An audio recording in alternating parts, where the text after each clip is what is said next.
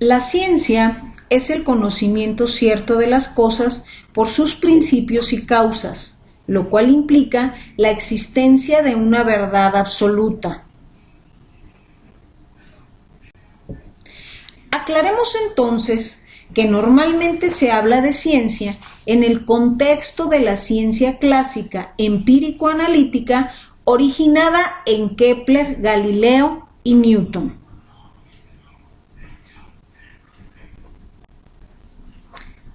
Antes del año 1600, el conocimiento humano estaba dominado por la Iglesia y por el dogma.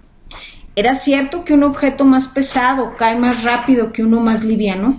¿Por qué no comprobarlo?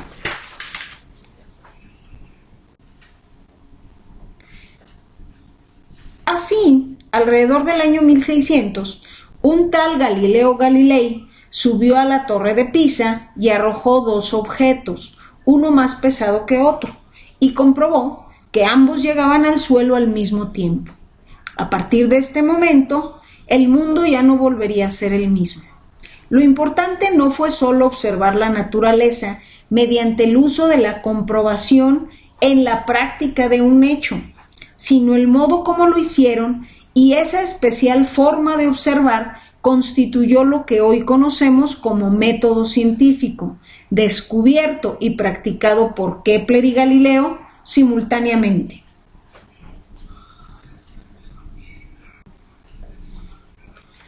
Así, los nuevos científicos encontraron un artificio que permite controlar todas las variables excepto una, de modo que la repetición del experimento, modificando tan solo esa variable, permite llegar a resultados realmente concluyentes.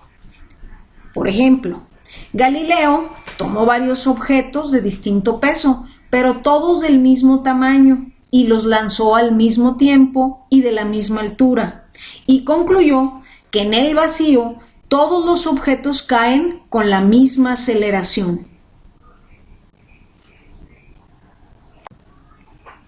Derivado de esto, ya tenemos una premisa inicial correcta de la cual puede partirse para utilizar la lógica deductiva. La verificación científica no es racional ni deductiva, sino empírica e inductiva. La inducción consiste en la verificación de una determinada propuesta, es decir, de una hipótesis, en gran diversidad de circunstancias, y en caso de ésta no ser refutada, quedaría confirmada.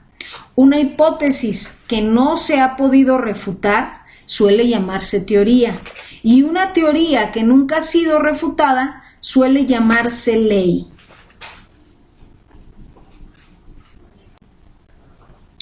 Galileo descubrió 2 leyes del movimiento terrestre, Kepler 3 leyes del movimiento planetario, y el genial Newton reunió esas leyes y coordinó las fuerzas de la Tierra con las del cielo, demostrando que una manzana cae a tierra por la misma causa que un planeta gira alrededor del Sol, por la fuerza de gravedad.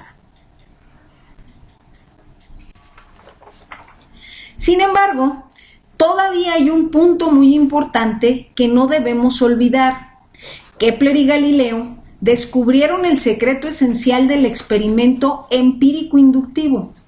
Todo experimento científico pretende descubrir si un determinado suceso tiene lugar, en cuyo caso origina un cambio. En el mundo físico, el cambio consiste esencialmente en un desplazamiento que pueda medirse. Si un determinado suceso no puede medirse, en lo que respecta a la ciencia, es como si no existiera. Así, el proceso de la medición era el único enfoque objetivamente fiable de la estructura de la naturaleza, y los números obtenidos mediante este proceso constituyen la clave del orden de la naturaleza.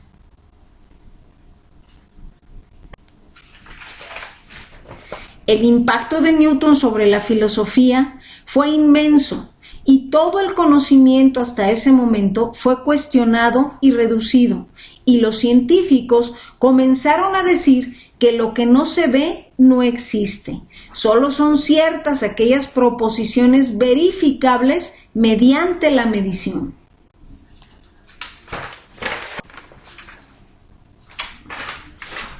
Con esto como referencia, algunos autores definen a la estadística como un cuerpo de conocimientos para aprender de la experiencia, frecuentemente en forma de números provenientes de medidas que muestran variaciones entre los diferentes individuos de una población. Cuando observamos las características de los individuos de una población, como el sexo, la edad, el estado civil, etc., comprobamos que estas características no son iguales en todos los pacientes. Así, no todos los pacientes tienen la misma edad, ni el mismo género, ni el mismo estado civil. A estas características se les denomina variables y, como hemos visto, cambian de unos individuos a otros, introduciéndose así el concepto de variabilidad. La estadística descriptiva comprende la presentación, organización y resumen de los datos de una manera científica. Incluye diversos métodos de organizar y representar gráficamente los datos para dar una idea de lo que nos muestran. Por su parte, la estadística inferencial o inductiva permite generalizar los datos obtenidos a partir de una muestra a un número mayor de individuos, es decir, a una población. La estadística inferencial se basa en la teoría de las probabilidades y trabaja con los datos que le proporciona la estadística descriptiva. La estadística es uno de los pilares del método científico una vez alcanzada la fase del análisis de los datos.